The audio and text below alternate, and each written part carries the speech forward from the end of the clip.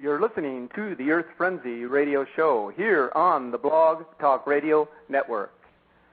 We have a very interesting and informative program lined up for you on this segment. We're going to be talking today with a respected and educated ufologist and lecturer on the highly controversial and speculative topics of Planet X and UFOs. In the prophecies of Nostradamus, one of the more famous predictions refers to the arrival from what we call a thing that will profoundly change life on Earth. Nostradamus refers to this thing as the Great King of Terror. Could Nostradamus have foreseen the coming of a celestial body that would wreak havoc here on Earth? Hopefully, we will get some definitive answers on just this and what is causing our Earth to leapfrog into a sudden tailspin.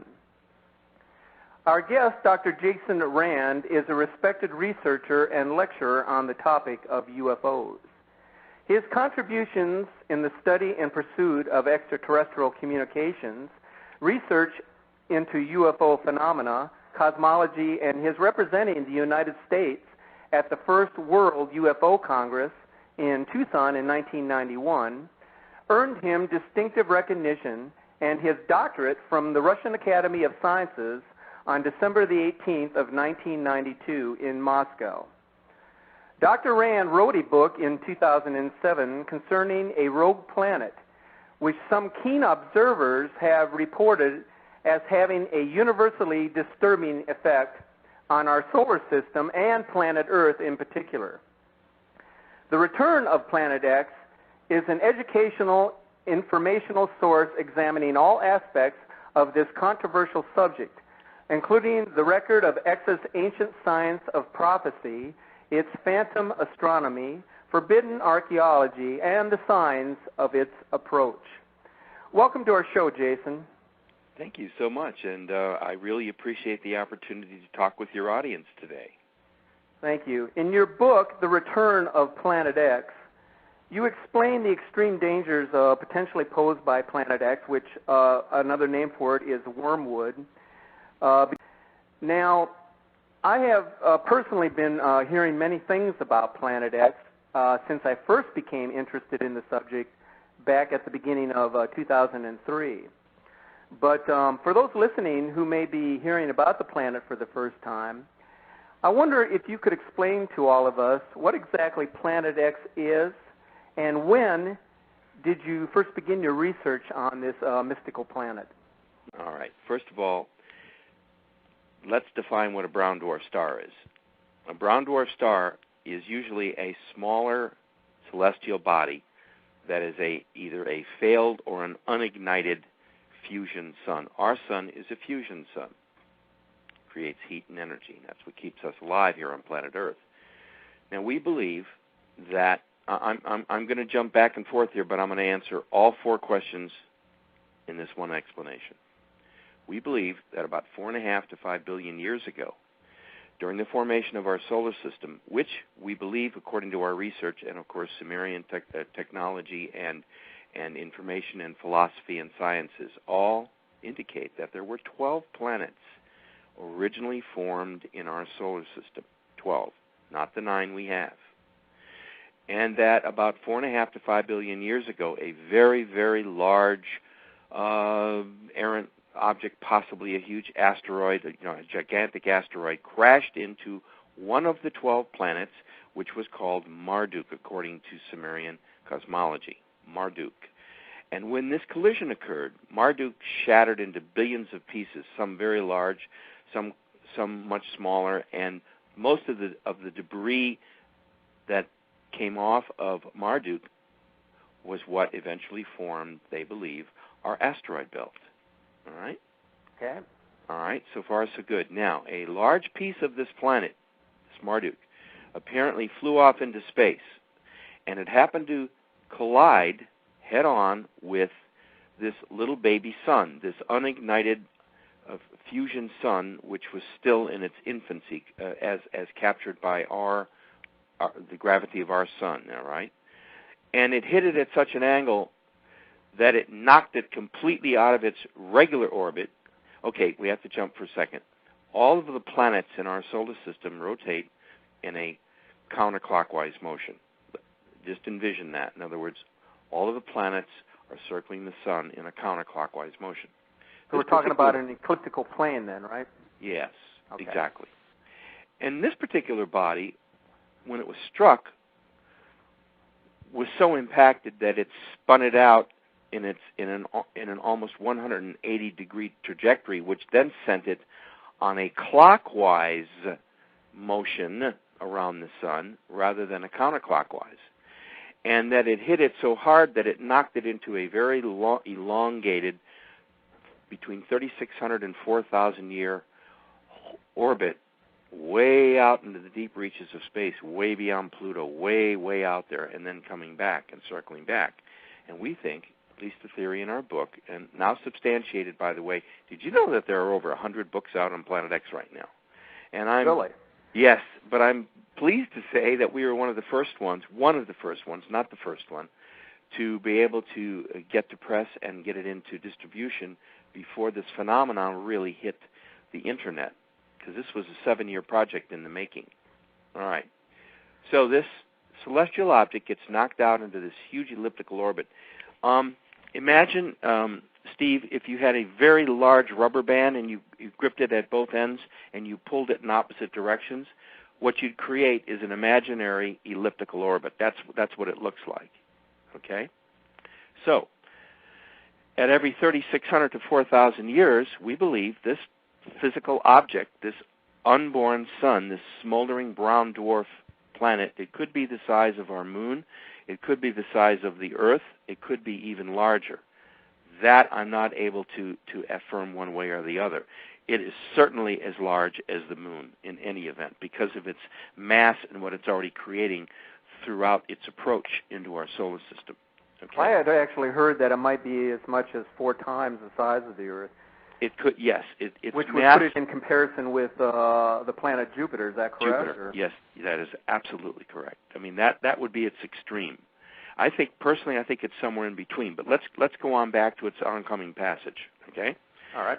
So we believe, according to the research in our book, and by the last time this object came through, at least according to the research that we did. By the way, we had to read 2,000 books over a period of 7 years, and I've referenced all those books with reference points throughout our book, so that a person could go back and check the information.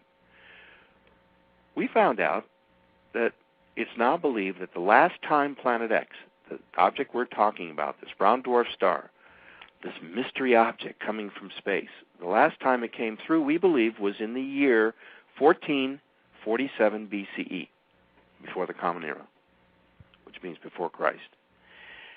And it just happens to coincide with the Exodus, when Moses was leading the Israelites out of Egypt. They were in bondage for 400 years under Pharaoh. And that could very well explain a lot of the miracles that were attributed to Moses' rod. Remember when he threw it down and it turned into a serpent? Correct. Biblically? Okay. Yep. This would also explain the rivers turning the blood color because of the red dust, the skies turning red, the moon and the sun seemingly stopped, and there just happens to be that there was a huge volcanic eruption nearby, not too far, and also a huge earthquake. All of this occurred when Moses, they were like signs from God. Okay, now if we're right, it would also explain how the Red Sea parted. Because if it sloshed in its basin because of a large earthquake, wouldn't the water move to one side? So did it actually pour? Remain there. The story is it actually ported, or did it actually just move off to one side enough to where Moses and his people could cross? Yeah, I doubt if it parted like we saw remember in the original movie done at Universal? Yeah, we see it parting in 2 different directions. Yeah, no. I think that would probably happen, most logically so, was that there was this huge earthquake. It sloshed the lake out of its basin, at least partially so, allowed the Israelites to go through, and then nature takes over. The planet, realigns herself, and the water comes back. I mean, that's the most logical explanation. Yes, it was a miracle. I'm not saying it wasn't a religious miracle. I'm only saying it sure happened at the right time, at the right moment. Now, we were so fortunate, our book was picked as the top uncredited book on the subject, and we're right on the front page, and we're really proud of that. And I had to tell you, I'm so pleased at it.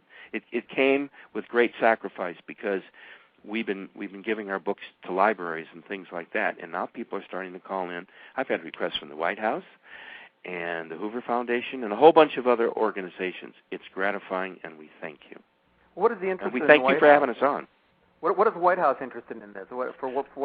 Well, I just got an email request with it. We please send a book to the attention of the science advisor for the White House, and we did. I haven't heard anything back yet. It's only been a couple of months. That's not unusual. They must get 1,000 books a month. You know what I mean? Okay. But anyway, so they requested it, and I was grateful for it, but I haven't heard what the feedback is yet. However, I am this coming next Wednesday. I am meeting with the senatorial aide to one of the two senators here from Mississippi, Thad Cochran, and I'm going to be presenting them a copy of the book, and I'm going to ask for a meeting with the senator the next time that he's at the state capitol, because I believe Mississippi, which of course where I live, is going to be very vulnerable for this forthcoming hurricane season. Well, because it's cyclical, but the planet is ratcheting itself up. You see, when you're talking the science and the chemistry and the philosophy of something as complicated as planet Earth, nothing happens faster because it's so big. But what is happening is that it's something that cannot be stopped. The planet itself is getting ready to go through this huge transition. It feels it. It knows it's coming. It happens every 36 to 4,000 years. Let's cruise into something real interesting. Let's just assume that we could take off our rational thinking caps and just put on our, well, what if, let's explore cap and say, suppose the Earth itself is a living entity and a being with a soul and a mind, and that it reasons. It just does all these things in ways which we are unable to communicate with.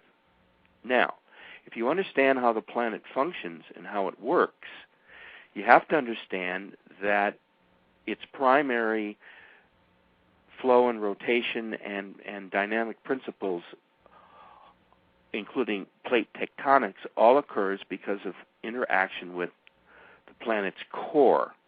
Okay? If something affects the core of our planet, it could affect its rotation, its speed, its plane of inclination. A lot of things can happen. And I believe that the core, the center core of planet Earth, has been in an excitation phase for possibly as long as 6 to 7 years. It started about 6 or 7 years ago, very, very slowly.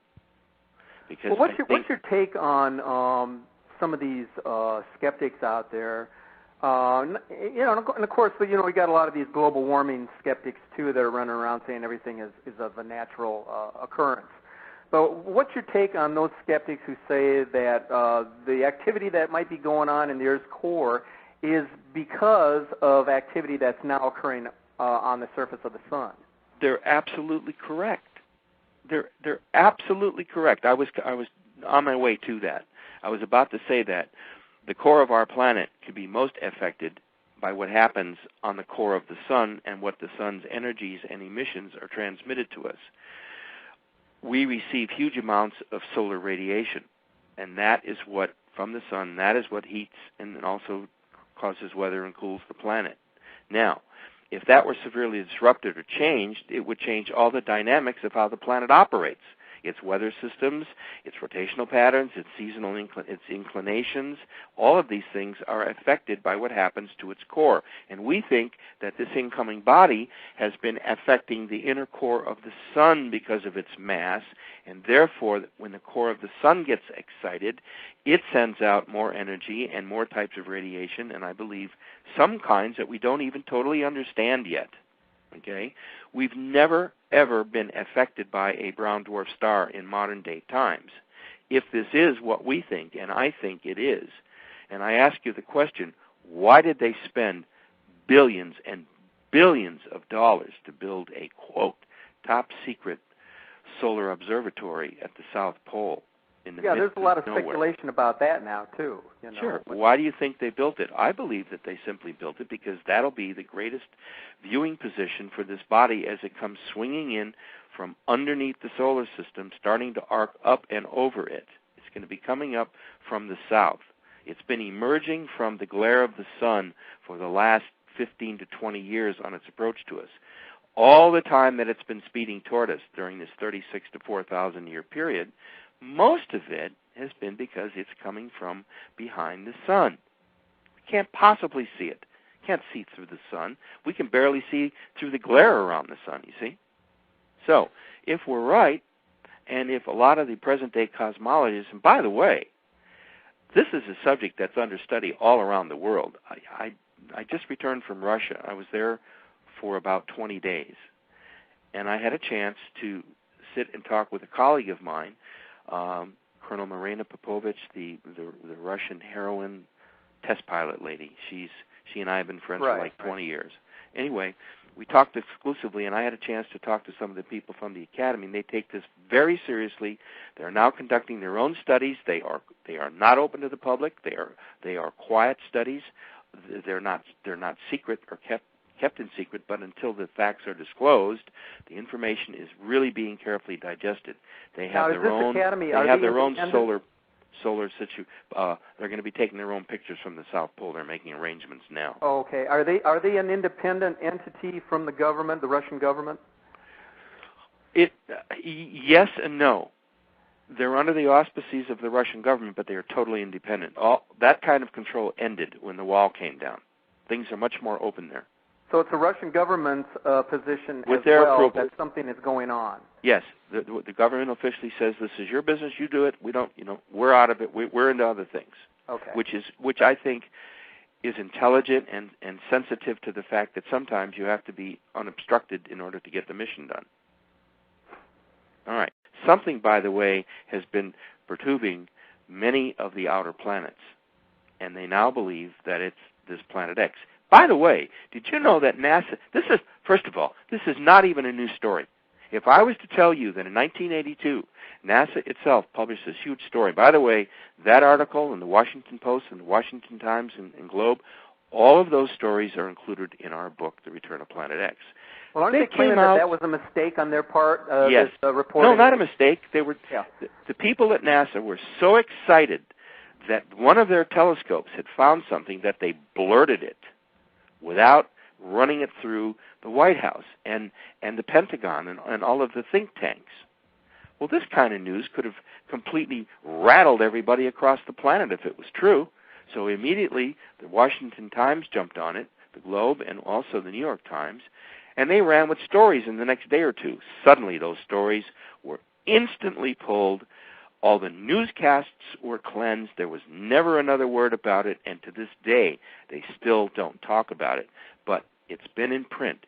They announced it as early as 1982, and it's been basically pigeonholed, covered up, whatever you want to call it. By the way, I'm not a conspiracy buff. I don't see conspiracy everywhere. A lot of people in my field do, and I don't. I'm very realistic about what is and what isn't. However, there are certain things that are being conspiratorial and being covered up, like the Roswell incident, as just one for instance. Well, what was the precise position of Planet X back in 1982 when NASA first discovered it? I think that they sighted it from a distant probe. I think, I'm not exactly sure. I've tried to find this out. I've got friends inside, and we just can't talk about it. It is so weird and so dark a subject to them because they know that there's nothing we can do about it. See, I guess the reason they don't want to talk about it is there's nothing they can really do about it.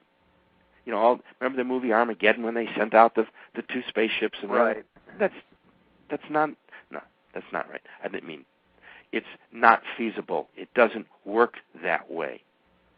We wouldn't have enough resources to launch 3 vehicles if we had to, okay? But the point is, I guess what they're doing is they're slowly getting the government ready. Now, I will say that. I think that if there's a conspiracy going on to cover it up, I also have to say that I think they're smart enough to know. I do believe that Denver, Colorado would become Washington West, by the way. I used to live in Denver. I really liked it there. I was there for about 3 years. Yeah, I believe there's some kind of underground facility there for the VIPs. Yes, and there's a whole government center built under the Capitol. They've been doing this very quietly. We have a U.S. Mint. I'm not there. They have a U.S. Mint. They have a world-class zoo. They have one of the most important airports ever built in the United States. That airport is far more than an airport. I really don't want to go into it because that should be the subject of another show for us, by the way. Okay. All right. They are preparing Denver for what I believe would be a rush to the west if something should devastate the East Coast. All right? Now, why would Denver be a safe haven for these people? You mean in terms of earth changes? Well, right. Denver would certainly be subject to probably some earthquakes and some shaking, but it's not going to get, I don't think it'll get any volcanic problems unless Yosemite goes. If Yosemite goes, you know about Yosemite, right? Yes. Yes, Okay. It's a super we volcano, have what's known right? as a super volcano right smack in the middle of our country that could blow it apart, that could literally tear the continent in half. Now, that's another whole show right there. I mean, they have specials on these things, by the way. Oh, yeah. National Geographic, you can find almost anything on what we're talking about. So you see, the kinds of things, Stephen, that we're talking about are not so hocus-pocus, mumbo-jumbo, crazy paranoia stuff. Oh, no, this is real stuff that's going on. This is all real stuff. That. Have you watched the Weather Channel lately? Let me ask you something. It used to be when you turned on the Weather Channel, what you had was a really interesting of banter and chit-chat and talk about this and that, and it's raining here and it's thundering over there. Now it's all about nothing but disasters, forest fires, wildfires, earthquakes, sinkholes, tornadoes, hurricanes, straight-line winds. Well, they refer to it as extreme events. Yeah, we're kind of in the grips of a really bad extreme event, but nobody wants to really call it that. Listen, we've got high gas prices. We got a difficult election coming up. We got terrorists sniffing up our blouses. We've got problems possibly with fuel disruptions. We've got a dysfunctional Congress, Senate, and legislature, and I can go on and on and on and on, okay? Everybody's to fault, by the way. There is nobody there in Washington that is really functioning like an American citizen should function as to what is best for the country. Well, I certainly agree with that. Enough about that. I didn't mean to go there. I'm sorry. But it's true, Stephen.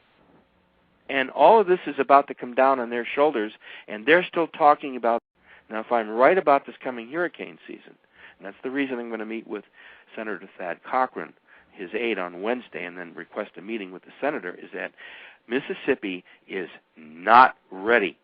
I've been talking. I took a trip down there. I've been looking around.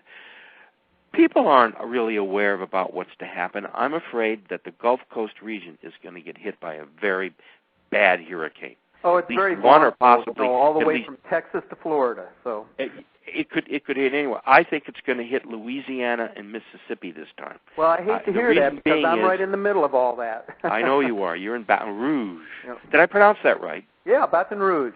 Baton Rouge? That's how they say it, Baton Rouge. Baton Rouge. I'm pretty good at linguistics. Which, by the way, is an Indian term for the red stick. Yes. Incidentally, speaking of Indians, we cover a whole section in the book on ancient legends and cosmology of all these groups. Who do you think was giving them all this celestial information? I don't think it was the magic mushroom, do you? I think they were getting hard information from extraterrestrial beings that are probably a 500,000 years ahead of us in evolution and in technology. I mean, that's another whole show. As a child, I was on a ship at age 11 up in Canada. It's long and involved, and it was just meant to let you know that I know these things are real. That's what set me on my course to write this book in the first place. I was shown at age 11 in 1950 a complete display when I was on the ship. They wanted me. I was part of a group of children that they were harvesting, meaning that they were investing in having experiences with us mentally and spiritually. and I would go on OBEs. You know what an out-of-body experience is? Oh, yes. Mm-hmm. Okay. I used to go out at age 5, 6, 7, and 8 in OBEs that they would let me remember. And I was going to this big classroom setting where there were thousands of other children just like myself, all happy and healthy, and we were like being scanned to find out if we would like to participate in help and to be helpmates for humanity. In other words, AIDS. The reason I wrote this book was not to scare anybody. It was to tell everybody, we got to do this. Let's put our gloves on. Let's get to work. We got a lot to do. There's going to be a lot happening to the planet. I believe there's going to be a huge exodus. I believe there's going to be a huge liftoff by the ETs of billions and billions of people who are mentally, spiritually, and physically tuned to the planet and understand the dynamics of metaphysics. Well, we're seeing more and more of that every day. In fact, there was something that just happened the other day in Devon, in UK. A number of people saw several UFOs flying around in a 45-degree angle. Yes. And said it was the most unusual thing they have ever seen in their entire lives. One of the things I'm going to predict, let's go public on your show, okay? I'm predicting as of today that we are going to be seeing a gradual but surely increasing rate of UFO sightings, landings, contacts, and communications. And I think we're starting to just now begin to see it form. What is it that are the aliens trying to communicate with us to warn us of what's about to happen, or what is their specific purpose in showing themselves? All of the above. You hit right on it. The crop circle thing. If people really understood what crop circles are all about, now let's throw away the fakers and let's throw away the little guys that run around with broomsticks. Those are not what I'm talking about. If you really understand the phenomena, and if you've really I've had a chance to look at the Russian evidence up close, and it is absolutely astounding. If you know anything about crop circle technology, which is another show. Here we go again. Absolutely. All right. Everything's another show, correct? Absolutely. Well, do you realize the kind of ground you and I are covering in this time right now? I feel like I feel this. By the way, this is how I conduct a lot of my lectures. It's kind of free for all with the audience, and by the time we get rolling, the information starts coming as it's coming now. But let's go back to answering your question specifically about the ETs. Okay. Yes, of course they're communicating with us. They've never not been communicating with us. If you understand anything about the field of ufology, it's still considered to be very, very controversial. And you know what, Stephen? That's good, because that brings attention to it. But I think it's beginning now to become mainstream. I think one of the latest polls conducted, possibly Gallup, I'm not sure, something like overwhelmingly 68 to 75% of the population no more has any doubts about UFOs and ETs and flying saucers and all the movies and everything we know. And yes, of course, there's space people out there, and if they're here, so what? People are almost blasé to the fact. How much Star Trek can you absorb? Or Star Wars? Or Indiana Jones? The point of the matter is, the public is not stupid. The public has been seeing science fiction UFO movies since the early 1950s. Remember The Day the Earth Stood Still? Correct. With Klaatu. In fact, we were playing the music there just at the beginning of this show. Yes, you were. I just wanted to get that in. So let's give everybody a break, and let's just open the door and open the files and say, you know what? Did you know that the United States, Great Britain, New Zealand, Canada, and Australia, and a few of these other sober Western countries, they're the only ones that have secret UFO information files that haven't been opened. So I find that very ironic. And you know what? All of this? Whatever. What's the government's role in all of this? And what's going on over there at this Area 51 in Area 50. Okay. Well, let's see. Okay, there's a couple of questions in one again. Okay, let's go at both questions with this explanation. Okay. UFO 51. There are a dozen TV specials you can rent, by the way, or you can click in for or buy on Area 51. But I'll give you a recap. Area 51 used to be a very, very top secret air base deep in the heart of the Nevada desert, not too far out of Las Vegas, Nellis Air Force Base is associated with it, where they built some very sophisticated labs, hangars, where they do top-notch and top-secret black ops experimenting on airplanes and airfoils and things like that. It's also rumored to be where they have back-engineered several crashed, what we call flying saucer discs. That's been the big UFO, secret thing that people have been investigating. Well, they've uncovered more information than they ever thought they would, and after everybody poo-poos them, the government still denies it, but you still can't get access, and you're arrested if you try to take one step on the land. They got you. So I guess where there's smoke, once again, there must be some fire. So that's the story in Area 51. It's still top secret, supposedly. They are still doing their engineering. You can't get anywhere near it. Now, what is the government really doing? They're doing nothing. They're not doing anything to help or harm it because there's so much else going on to distract the public. They don't have to cover this thing up the way, they should have to do it. Okay? Now, with the danger of these incoming objects, or this object, I believe all of these things are now going to come gushing out of the glove that they've had it contained in, And I think what's going to happen is there's going to be a glut of information suddenly left open, not by accident, but by design. And I am going to talk to our senator about the fact that the government should now disclose this information. So I'm going to start to lobby him to find out if there's any interest in Congress or in the Senate of opening up these gates. I think it would make the people feel a lot better going into the election if they knew what was going on. Would you not agree? How are they going to explain to the masses that for all these years they've been covering up the fact that something is going on in outer space that's affecting the Earth changes, affecting our climate, and then using this excuse that it all has to do with global warming?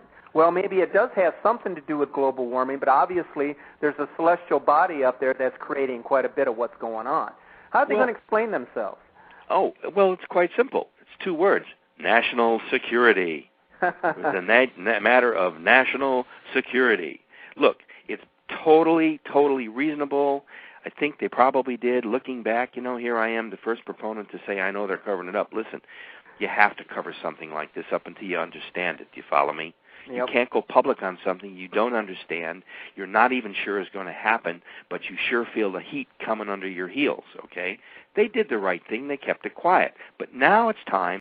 Has the country been prepared for almost a full year? Do you realize that every week since the fall of 2007, from the fall of 2007, every single week, including all the winter months, there has been a tornado somewhere in the United States of America. Right. And they're still continuing even today. It's been an uninterrupted tornado season. But that's normal. No, it's not normal. What's not normal are the temperatures. I did an interview this morning with a DJ in Denver. It is the hottest cycle of weather they've had in 200 years. 200 years. That's significant. That tells you that there's something wrong. Okay? Now, we need to understand what's happening, not only climate-wise, but what's going to happen to the rest of the world if we should suddenly get some big natural disasters. Do you remember the 9.0 quake that struck Indonesia in the winter of 2004 to 2005? Do you remember that? Yeah, correct. I think that was it created that huge tsunami disaster. Mm-hmm. Right. Stephen, consider this. Over 250,000 people died instantly in 45 seconds. That's right. In 45 minutes. In 45 minutes. That's how long it took for the waves to arrive, correct? Right. To the various locations. It wasn't just one location. It hit in numerous locations. Right. So mostly within the Indian Ocean, correct? Yes. Mm-hmm. The point of even bringing this up is the fact that we're not prepared. We're not even thinking about it. We're too concerned about the election, which we should be anyway. But the point is, this is all about to come down on our shoulders. Now, we've got to start thinking rationally about what we're doing, and that's another reason why I wrote the book, -x.com. Interesting, can I tell you a really quick funny something? I've got a section on my website where I put on what was sent to me, a submission by a guy who insists that the Earth's inclination is now beginning to tilt. And he's got all the dynamics, so he sent me a beautiful graphic, so I put it up. And suddenly it disappeared last week, and there was a sign that came up that said deceased. Oh, Lord. I think the government had a little fun with me at my expense. So I'm getting ready to reload, and I'm going to talk to the senator about this, too. Isn't that cute? See, they don't want to talk about anything that might suggest that there's something wrong. Well, I do believe we are tilting. I believe the tilt has already started. Let me ask you something about this tilt. Do you think that maybe this has something to do with the fluctuation in weather that's occurring, whereas in Canada right now it's as hot as hell, or in some other part of the country it's as cold as can be right now? Oh, sure. Everything's topsy-turvy. Nothing's working right. The inner core of our planet is being heated up and excited by the core of the sun. The sun itself is doing it. And as so, I believe it's starting to spin faster. See, I think that the amount of radiation and energy that is exciting the core of our planet, this is what is causing it to speed up. And as it speeds up, it heats up. And therefore, I believe that it's starting now to send lava out to all the volcanic mounts. I think that we are in the process of having the planet come alive like it was designed to do to rebuild itself. You see where I'm going with this? Right. Yep. I think we're going to a series of huge earthquakes and volcanic events, and I think it's what the planet would normally be doing anyway because of the return of this object. Now, it does so happen that it happens to coincide with a lot of religious thinking, especially the evangelicals. They believe that we are now at the end times. And I believe that we are definitely at some kind of end time operation for this planet the way it's now functioning.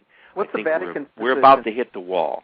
What's the Vatican's position on this? I understand they have a telescope mounted somewhere in Arizona. No, they've got 3 or 4 of them all around the world. The Arizona one is probably your most expensive, and the one that's fitted with the infrared.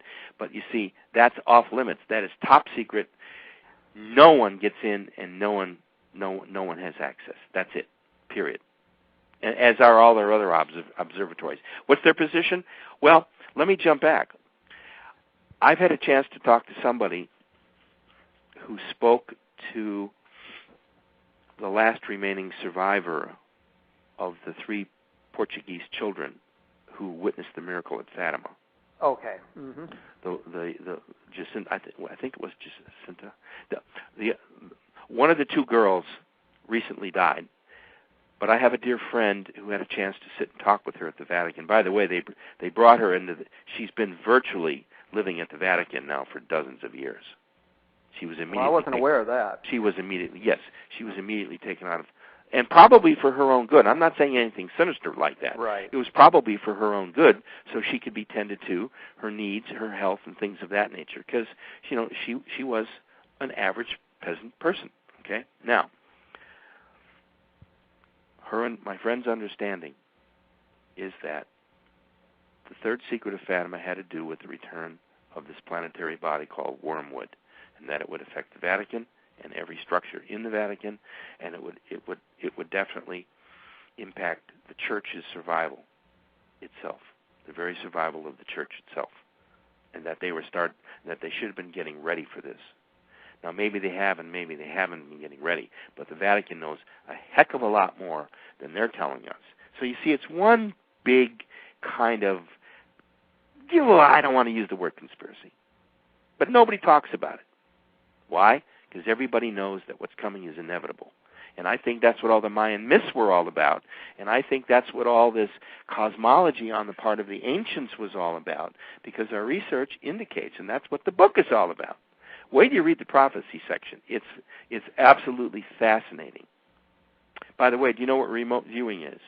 No.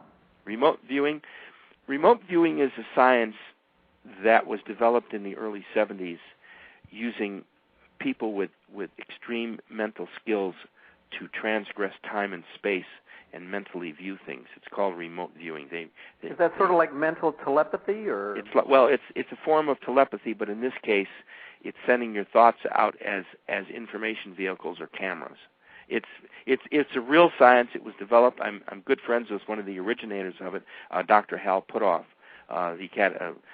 involved with the Academy for Advanced Science in Austin, Texas. Anyway, I'm talking to him. I still haven't got the okay, but we're trying to put together a remote viewing opportunity, possibly working with the Russians, who are very much into remote viewing, by the way.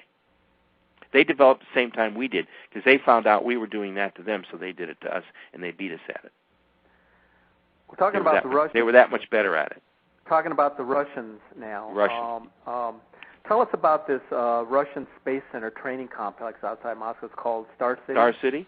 Yeah. How did you gain permission to visit this? I guess it's a cosmonaut it's the site, Cosmonaut right? Training Center. Yeah. Just like Houston and Cape Canaveral.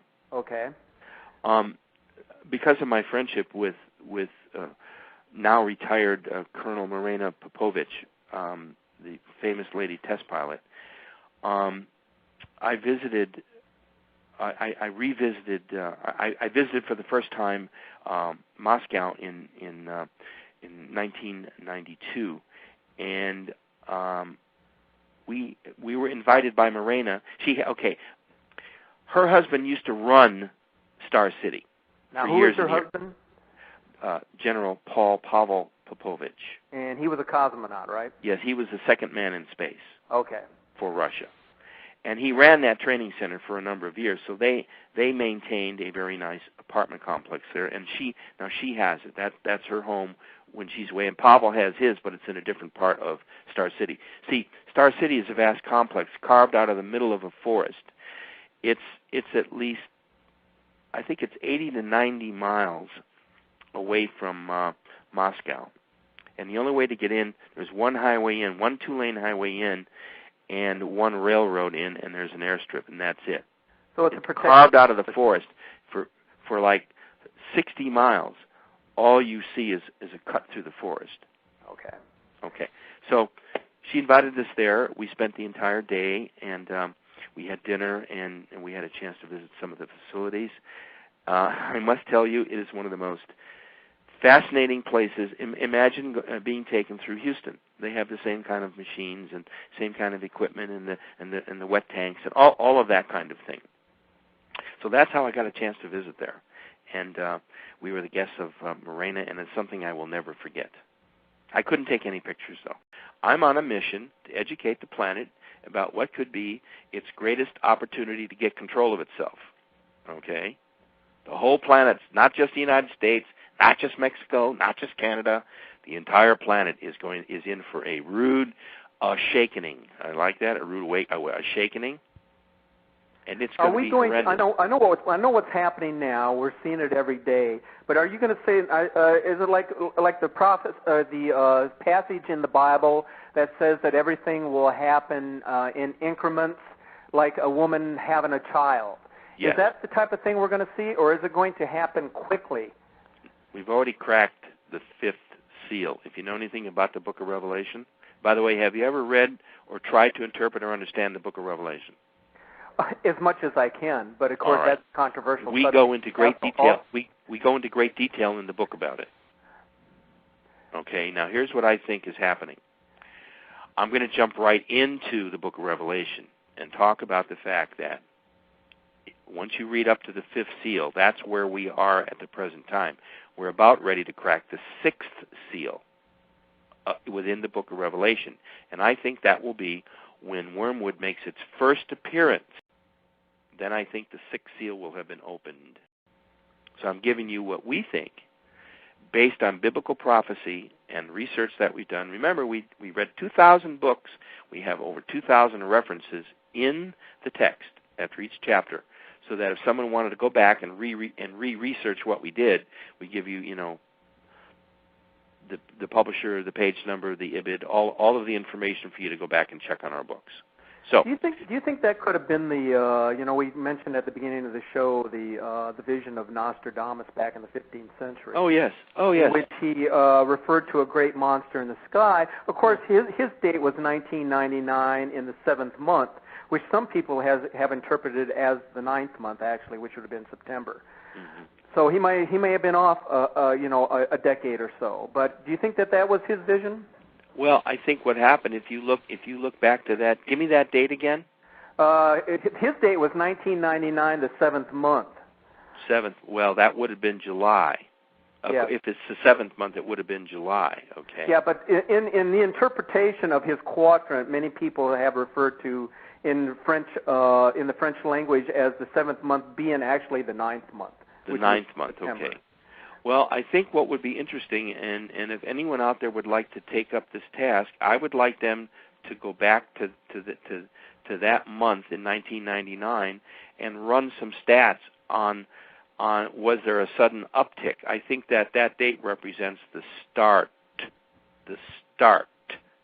correct of the decline cycle. I think that's what he was referring to, and it's being caused by what he said, the destroyer. Yes.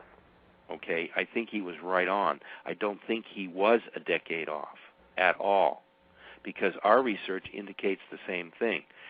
Since 1972, things have been going slightly askew. Since 1972, very, very gradually, through the 70s, through the 80s, and things started to uptick on the 90s, and now here we are into the 2000s. I think there'll be a gradual escalation of extremes on the planet, including weather and all these other things. And okay. Don't forget, by then, our election will have been over. Correct. And whatever the subsequent fallout of that election will greatly impact what's about to befall us. That's what I'm trying to say. Okay, well, see, I want to put that in perspective so that our listeners today can really understand what's going on. You don't need to convince me because I already know what's happening. But there's so many people out there that don't, and I think they're a little bit confused. So I just wanted to put that in perspective. Oh, absolutely. And here's the thing. Anybody can go around afraid. Anybody can go around nervous and biting their nails. If you know the enemy that you're facing, or if you understand the threat that you're facing, any common, logic, human, intelligent person would say, well, what can I do to prepare and safeguard me, myself, my family, my city, my region, my country, my planet? But we're not there yet, because that's what all the signs are pointing to. Right. I just heard them recapping again. Well, we're not sure, but sometime in the next 30 years. Oh, sure. If we're right about this so-called Planet X, this extra solar body coming through, you ain't going to have to wait 30 years. Our solar system is sliding from one phase from. It's very technical. It's like going. We're in the positive phase right now. We believe that we're going to be sliding into what's known as the negative phase. We're going to slide into a different dimensional shift within the plane of the ecliptic of the galaxy. It's real complicated, but it's more than just the Earth going through her personal changes. It's what the ancients call the end of time, what the Mayans described as the New Age. See, there's a lot of metaphysics here. See, fortunately, Stephen, you have a firm understanding of the nature of metaphysics, which means what? Beyond the physical, does it not? Metaphysical? Yes. Okay. So where we're at is that a lot of these things that I'm talking about and that we were writing about, and by the way, mine's not the only book. There are dozens and dozens of good books out there. But we've all seemed to hit on the same theme in that something's really, really wrong, and if something's really, really wrong, what's causing it? Well, we already know what's causing it. NASA knew back in 1982 what was causing it.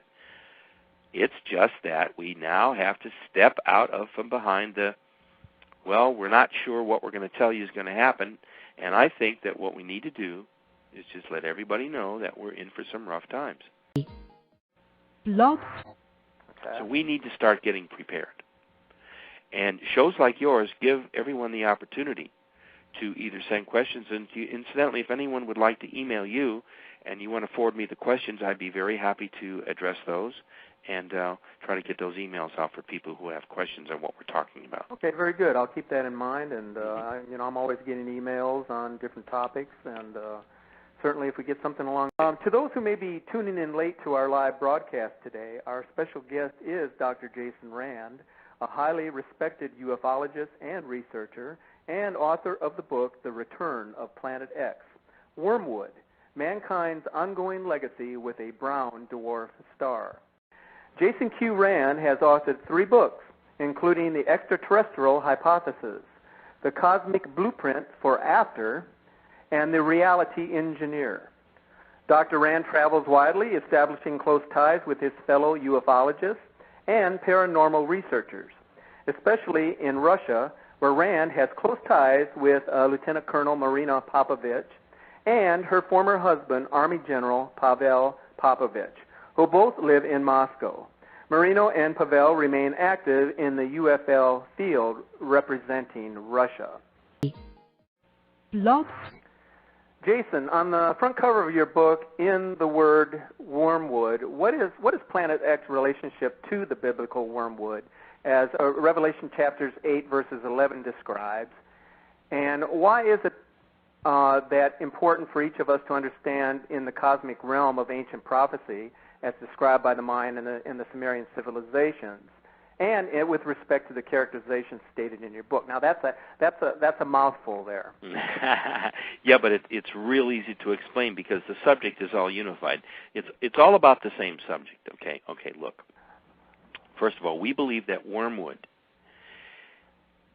as attributed to in chapter 8, verse 11, where it says, and the name of the star was wormwood, is because we believe that it is the same biblical entity. Wormwood is the brown dwarf star that's inbound. All of our research and all the religious prophecy, everything that we comb through, hours and hours of research and notes, all indicated that there was a complete connection between events in the Bible, things like when Moses left Egypt, and all of these things all attribute themselves to having a common denominator, and that is some kind of a brown dwarf star. In this case, we think that it is wormwood. And it was prophesied. If it's prophesied in the book of Revelation, and as most practicing Christians believe that the book of Revelation is unfolding, then it would stand to reason that once again, where there's smoke, there's fire. In this case, we think it's a big fire, and it's a big problem. Okay?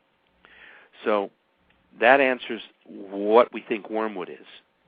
Now, in going on further with your question, what we have to understand is that as a society, we have to accept responsibility for our choices. Okay? And so there's enough information out there. Are we all crazy? Are we all just not right in the head? Are we all imagining all of these things happening? I think not, because the literature and the science and the history all points to reality. And I think it's an exciting time to be alive, Stephen. You're going to be on this planet as it goes through one of its greatest transitions in the history of mankind, in the history of the planet itself. When all these former ages came and went, there were very few people on the planet. You realize that? It's only been about the last 15 to 25,000 years, or maybe a little bit further back, that we've really had the kind of thing that humanoids bring to the planet. Yeah, there was lots of animals, lots of ages, and lots of very strange animals, but we're talking about, the idea of Homo sapien at the end here. So we're about ready to see something transpire with almost 7 billion people now on the face of the planet, which we never had before. So we're about ready to see a great experiment. And the experiment simply pits man against nature. I know that sounds kind of rough, but, it's always been that way, That's correct. And throughout history, there have been whole civilizations wiped out by volcanic eruptions and earthquakes and the supposed demise of Atlantis and all of these things. The research that we did opened me up to understand that I really knew very little before I cracked into the subject.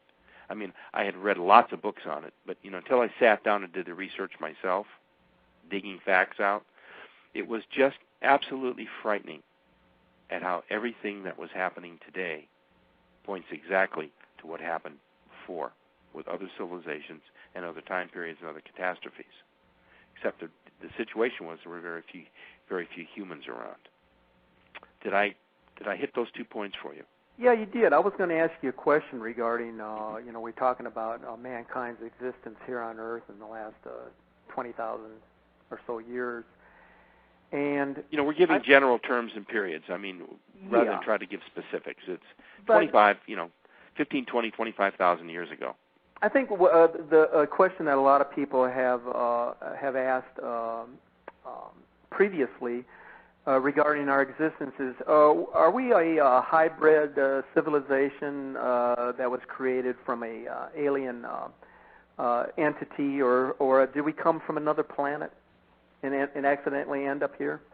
Ooh, boy, that's a really loaded subject. I suppose there's several different ways. Almost any answer that I give other than a pure act of God, and I'm not saying it wasn't, the mere fact that we've come through various periods and seemingly have advanced in different stages. I mean, we can't look back into a subject like anthropology and not understand exactly what went on with the evolution of mankind. Now, everybody argues, well, were we created or did we evolve? Well, anything that evolves has to be created, correct? That's correct. You can't a life form can't evolve without somehow being created. So what a silly, stupid argument. First of all, the two arguments to me have never made sense. You cannot have evolution without creation. Now, what constitutes that creation? That's the subject, and that is the question. And when does creation begin? Well, these are questions that I think that are still beyond man's understanding, exactly what creation involves, because we weren't there. We don't know. However, when it comes to mankind and humankind, I think it's safe to say that if we did evolve, we certainly had help along the way. Okay? My understanding from my UFO research indicates that there may be as many as 87 known identified extraterrestrial cultures and species out there, aside from what Star Trek showed us. Follow me? Okay. Now, if there are as many as 85 or 87 intelligent, functioning, super advanced cultures, races, and technologies than ours, we ain't so high. So we have a lot to learn and we have a lot to think about, okay? If they found a way to get here, which a lot of them seems that they have found a way to come to and fro, back and forth, we can't even get back to the moon comfortably at this point. You think it's true that there's probably some alien forms that are actually among the masses at this time? Oh, I believe that there are hybrids. I believe that there are ET entities. That was the subject of the Cosmic Blueprint for After, by the way, which is a treatise on human cosmic reality post-2012. I think that what we have is a variety, a myriad of extraterrestrial life forms that are capable of mingling with ours, just like your best science fiction movie. It's not that they take you over. They can assimilate almost any life form that they wish to reassimilate. They're that far ahead of us. So if you feel sometimes that you have someone thinking in your head, you very well may have some form of an extraterrestrial presence doing a mind link or a telepathic communication with you. By the way, many, many, many, many people communicate with ETs telepathically. There are thousands of people out there who have this talent and this capacity. And a lot of them are in Russia, by the way. So would they be blending in for sort of a... for the mission. It's all part of the same goal. Right. That's what I was going to say. Yeah, there's going to be Earth disasters, but they're not going to destroy the planet. They're going to shake it up. They're going to change things around. They're going to make everybody wake up and think. And yes, possibly 1 billion or more people may die. It's inevitable, especially those people along seacoasts. Look what happened in 2005, in that December-January tidal wave.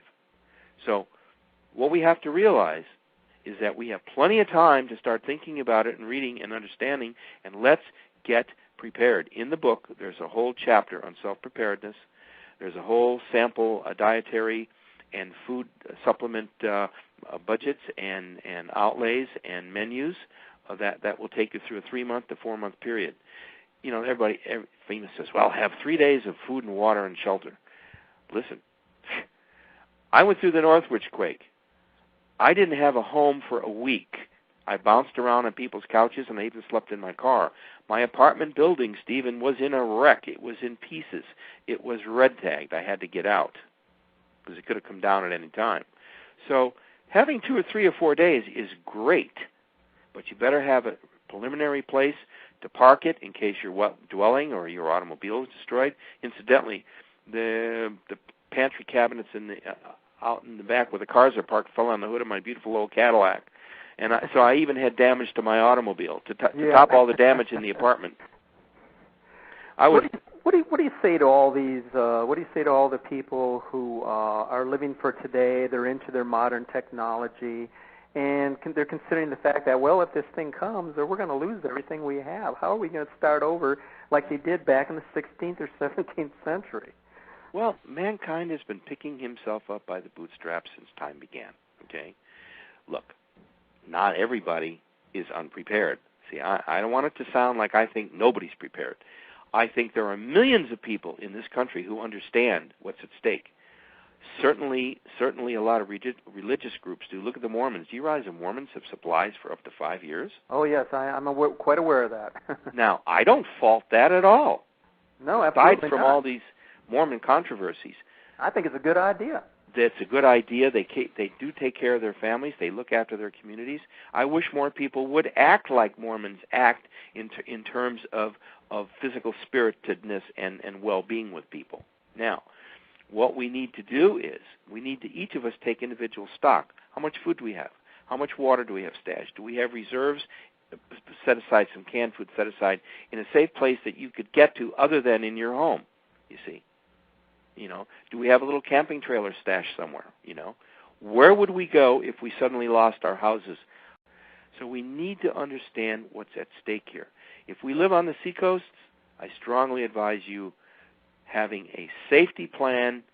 If sudden bad weather or if there was a tsunami alert, that you would be able to have a plan to get out of Dodge. Do you think the government would put us into a martial law state? Instantly. How do you get out when they're blocking off all the major access out of the area? It's really damn tough. I cover it all in the book. I take you all through the stages of martial law, where we're at, when it was erected, who did the signing. I give you a complete review of what the government knows and what they don't know, what they should be doing and what they're not doing. So it's an interesting read. I think that's chapter 10 of your book, correct? Chapter 7. Oh, chapter 7. Okay. Government preparations. All right. Now, I want everybody to understand that there is no such thing as total destruction. There's going to be rough. There's going to be storms. There's going to be fires. There's going to be tornadoes. There's going to be earthquakes, and probably some volcanoes that go off. We have to figure out, be prepared. There are certain places that are safe. I cover this in the book. There are certain places that are kind of iffy. West Coast is kind of iffy. Portland, Northwest area, very iffy. Vancouver, very iffy. Why? It's part of the Ring of Fire. I worry about Japan very much. I very much worry about Japan. I worry about the Hawaiian Islands. Now, they what about India? They may come up rather than down, yeah. But even coming up can be very traumatic. Go ahead. India? Yeah. Oh, boy. All the third world countries and the newer democratic countries like India, I think they're going to suffer huge losses. A lot of their country is at sea level. I think all of Indonesia, all the island nations are going to be at stake. I fear for Great Britain. I fear for the eastern coast of Europe. I also fear for South America. And quite a bit in of fact, that. all the continents are going to be affected. Yep. If there's a huge global slippage and the crusts shift, the continents will shift. There'll be huge tidal waves, thousands of feet high, sweeping across the oceans in mere hours. Well, that was the next question I was going to ask you. How close will Planet X travel towards the Earth as it crosses that solar ecliptic? And then what kind of effect will it have on the pole? Well, there's been so much theory and so much conjecture. I honestly cannot tell you that I know where exactly it's going to come through and emerge. Blog. The worst could be that it could come in through the solar system in a clockwise motion against the flow of the planets, possibly coming through between the asteroid belt and Jupiter. Now, that's a far-fledged analogy, but that's where we think it could be coming through. And now, if it does, that what some have referred to as a sort of a retrograde orbit across the solar system? Yes. Okay. Yes, exactly. Now, what we might wind up with is, like I said, a glancing blow. Even it will be destructive. Even anything coming that close outside the solar system is going to affect everything in it. I believe we're already seeing the signs of these Earth changes taking place all around us. The volcanoes, the fire. And, I know it sounds like doom and gloom, and I know it sounds like, oh, my God, but it's happening. It's not that I'm forecasting it. It's happening to us. I'm not making it up. You know what I'm saying? I don't have to invent these things. It just so happens that the subject of the book was well researched, and so therefore it's timely. I will say that, Well, did I answer your last two questions? I want to keep answering your questions. Oh, yeah. I was going to ask you, though, how does this blend in with what we're hearing today from most of the scientists across the planet, from Al Gore and others about global warming? It's affecting everything that's happening. Let's kick at that. Now, what we're going to be dealing with is the fact that we have a short, limited amount of time in order to get the mechanism rolling. So if your listeners are interested in finding out more, let them know that there are dozens and dozens and hundreds of websites, including Nancy's website, for instance. There are lots of people talking about this phenomenon, not just me. I'm just one of possibly 100,000 people on the planet involved in it. But it's going to take all of us to get the word out, and it'll take inspirational hosts like yourself who are willing to investigate the subject to figure out exactly what is going on. And it's real. It's all happening right before our eyes.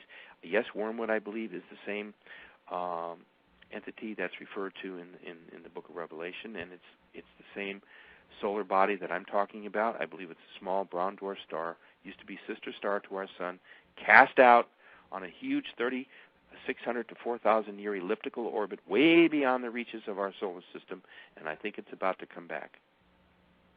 I believe another term that had been used by religious figures was the great red ball of redemption.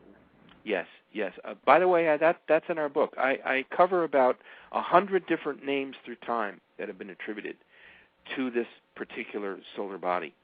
The red dragon, the planet of death, the killer star, the Death Star. I mean, it's all over the literature of the history of the planet. All we have to do is read. Incidentally, I list all the books in the. I have a great bibliography, by the way. If those of you that are interested, in the back of the book is about bibliography that will bring you so much knowledge in so quick a time that you'll suddenly become experts yourselves. How's that? Sounds great. All right. Any more questions I can fulfill, or do you want me to go into let's go into, I want to talk a little bit about Chapter 10 of your book, where you offer a survivor's manual for those hoping to minimize the devastation to themselves and their families. What are some of your key suggestions, and when should the general public actually start to take heed, if they haven't already? Instantly. How's that? All right. Instantly upon hearing the words that you've offered in your program. If you start to turn on your thinking cap right then and there, you will just barely be in time. How is that? Do you know how short 2.5 years is? It goes by fast. And the older you get, the quicker it goes by. By the way, I can tell you that my time frame in terms of reality construct seems to be speeding up, just unbelievable. 24-hour day seems to come and go before I can even figure out what I'm doing. It's unbelievable. It really is. So here's what we need to do. We need to take stock of our individual preparedness. We start with the individual.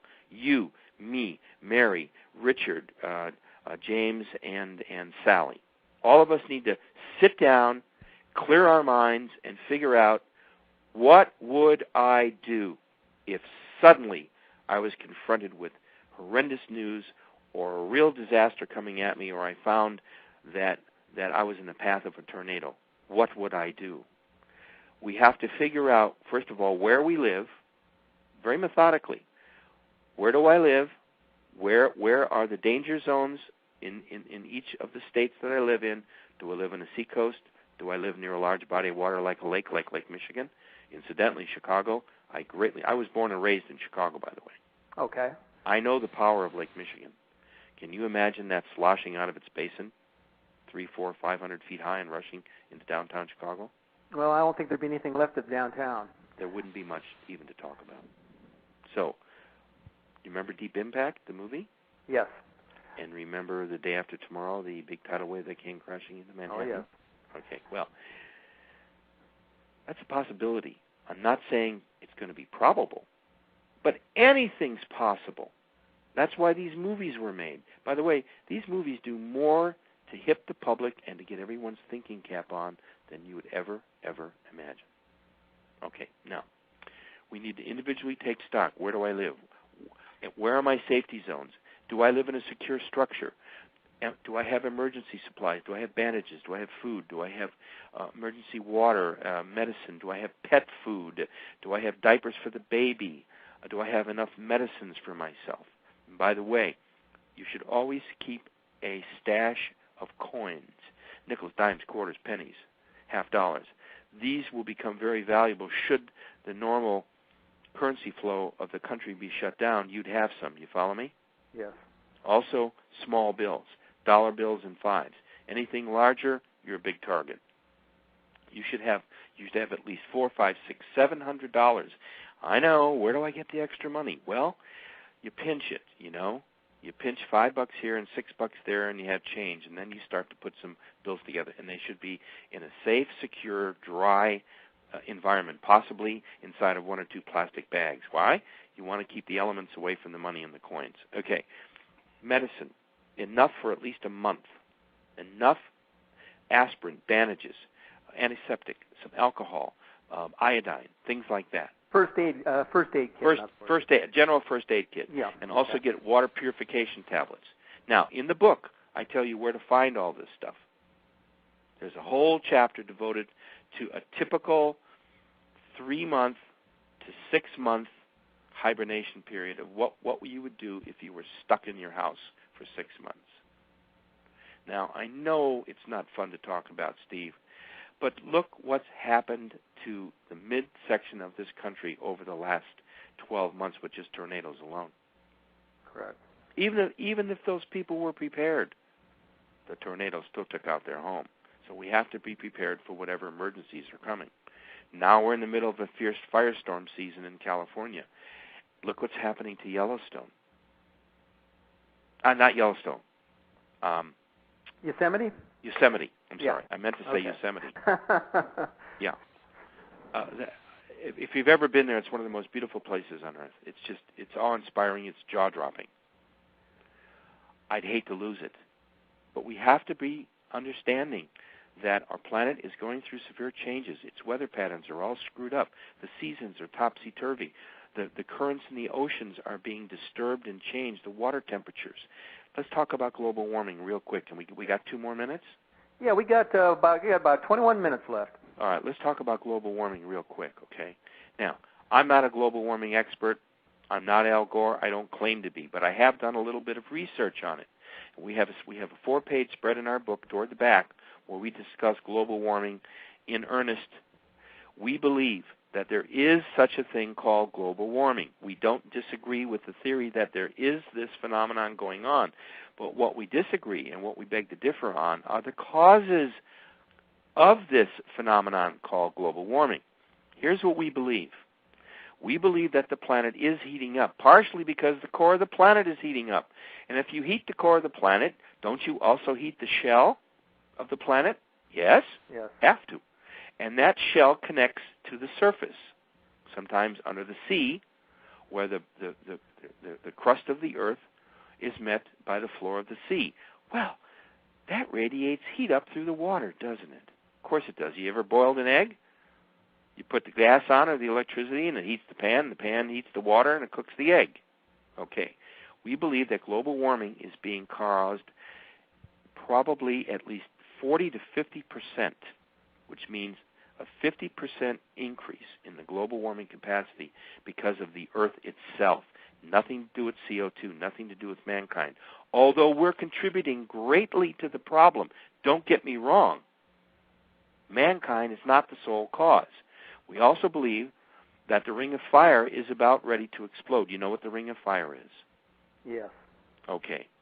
Now, it's transglobal.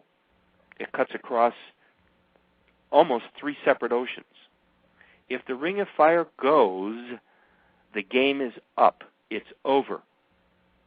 If the Ring of Fire volcanoes explode, even if only 3 or 4 explode, it could cause us a terrible global we're already cooling seeing period. a lot of activity in the Ring of Fire, especially in Indonesia and Yes. some of those islands in the South Pacific. All the Ring of Fire volcanoes are starting to pop. They're starting to shake. They're starting to shimmer. They're starting to power up, because I believe that the core of the planet is injecting, because it's heating up, it's causing more magma flow. Now, there are thousands and thousands of small little baby undersea volcanoes at the base of these big volcanoes that are undersea. Like Kilauea, do you realize how massive the base of Kilauea is? Oh, it's tremendous. Mm-hmm. Several hundred miles in circumference. Yep. Several hundred miles in circumference. And we're seeing more increased lava flow there. Yes, Mauna Loa has been one of the most active volcanoes in modern times. In fact, it's never stopped flowing in recent times. Now, if this is any precursor to what we're to expect, Steve, we're about ready to experience another level of volcanic activity on the planet. Now, if all these little baby volcanoes are, in fact, venting under the sea, we must know about them. Come on, we've got sensors all over the planet for volcanic eruptions undersea. Why aren't we talking about it? Why aren't we really talking about the causes that may be causing global warming? Okay? I think that the oceans are warming because of the heating up of the oceans from volcanoes and the crust underneath the lava pots. And this would be letting off a lot of methane gas, is that correct? Absolutely, which then contributes to another problem in the atmosphere. You see, it's multi-lethal no matter how we look at it.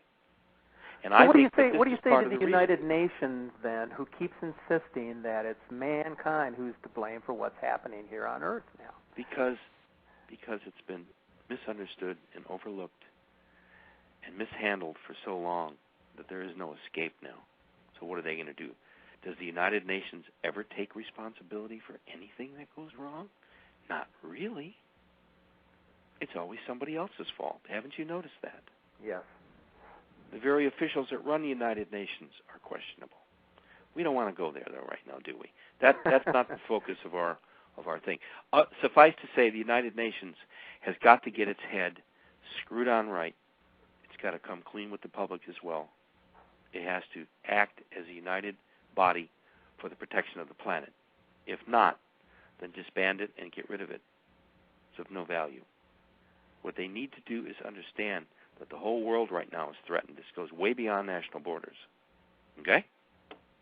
And if you're right about your thoughts and your ideas and helping to get the information out, you are in fact involved in this mission in your own way and in your own mode of operation. And for that, I'm very grateful to you. We're reaching lots and lots of people today. What would be your future message to our listeners today who may be taking your research and writing seriously? Well, first of all, I thank them for their interest. It's important in my position that I try to remain calm and collected and be hopefully the educator and the author and the person who gets the information out. You know, I'm not a seer. I'm not a prophet. I don't claim anything like this. All I know is that my research has led me to believe that this planet and times that we are in right now are very significant. It ties in with all the things we've discussed on your program today. And so what I would say is this: all you have to do is watch and listen for the signs. If I'm right about what I'm talking about, things are going to get increasingly worse. If they don't get increasingly worse, then the best that could happen from my discussions with you and the effect of my book on the public is that we get better prepared for whatever is coming at our way, and whatever is causing this global warming, the predictions are it's not going to go away. So I'm not out there all by myself making a projection that could go either way. I'm sure it's going to go some way. I predict and I worry that it's going to become more difficult than it's going to become more easy. I think we're in for huge planetary changes. I think we're in for a reality change. I think we're in for huge political upheaval in the world. I think that the planet itself is coming alive to do what it has to do to survive itself. Now, that may be an overly cosmic view, and it may be way too metaphysical for some people, but I honestly believe, Stephen, that we're involved in a very exciting time to be alive right now. We're going to see, witness, hear, and experience things that no other people at any other time in the history of this planet will be able to experience. So, frankly, I'm looking forward to the future. You know that that's where we're going to live the rest of our lives, don't you? Uh-huh. It's where? It's in the future. So we should prepare for that future. We should. Of course, somebody may be looking at that future as being one of inconsistency, a very bleak outlook on life's prospects. But it's how you look at living without the computer and the TV. How can people do this? Well, first of all, it's like looking at the half-empty glass. Are you looking at it as half full? Oh my God, I'm almost out of water. Or are you looking at it half full and saying, thank God I got a half a glass of water here? It's how we perceive the future. It's how we perceive these forthcoming earth changes. Look, we know something's wrong. We know something is definitely wrong with not only the psychology of the human psychology of the planet, its survival techniques, its preparedness, its weather. Look, we're governed by the weather. Whether we like it or not, we are prisoners of our environment. We can try to shape the weather, but we can't control it. But the so skeptics, if we understand that there's the something wrong, are out there telling us, "Oh no, it's all just a natural cycle." Something it is that a natural every cycle. 1,000 years. It is. Yes, it is a natural cycle, and you've hit it. Yes, it's about every 36 to 4,000 years. We believe that this particular cycle comes back with vengeance. That's why in the book we talk about the fact that there are whole periods that mankind seems to drop out of itself, that it has to kind of get back up and shake itself back together again. We've seen this time and time and time again throughout history. And that goes back to this whole business of whether ETs are involved or not. I believe that as each one of these terrible time periods have come and gone, that we have had extraterrestrial help. The quote, the Noah's Ark of the heavens, okay? Coming down. I do believe that they're collecting animal life right now. I strongly believe that that there is a whole system of ET involvement where great, huge things called motherships are beginning to collect animal species to protect them and bring them back when the planet settles down. I think that all these things are real. Now, a lot of your listeners may say, "Wow, this guy's really, really out there." Well, it comes from reading books. It comes from giving lectures. It comes from visiting Russia and talking with former cosmonauts and having a chance to write and research. My own personal library, I've got over 3,000 books. I love my books. If people like to read, they're going to love reading The Return of Planet X. And incidentally, books like mine will continue to sell for a long time because the subject in my book is racing headlong to meet the future. And I mentioned earlier that we are going to be products of the future, by the way. What our understanding is of who we are and our ability to survive in a rapidly plummeting world will tell us who we are experientially. And metaphysically, we will be able to sustain ourselves. I want to ask you really quick, if we can. We got like 6 minutes left, but I wanted to ask you this question. What is your advice for those in the listening audience who believe that they themselves may have experienced a UFO sighting or a close encounter with an alien being or both? Well, I'm so grateful that you brought that subject up, because it can be a touchy subject for some people, you know. Look, if you had an experience that you honestly believe in your heart that you did experience, that you can either remember or you can write details down, if you yourself are individually convinced that you saw a valid sighting of an object in the sky, you know, flying saucers are all different shapes and sizes. There's wedge shapes, there's boomerangs, there's the round ones, there's the oblong ones.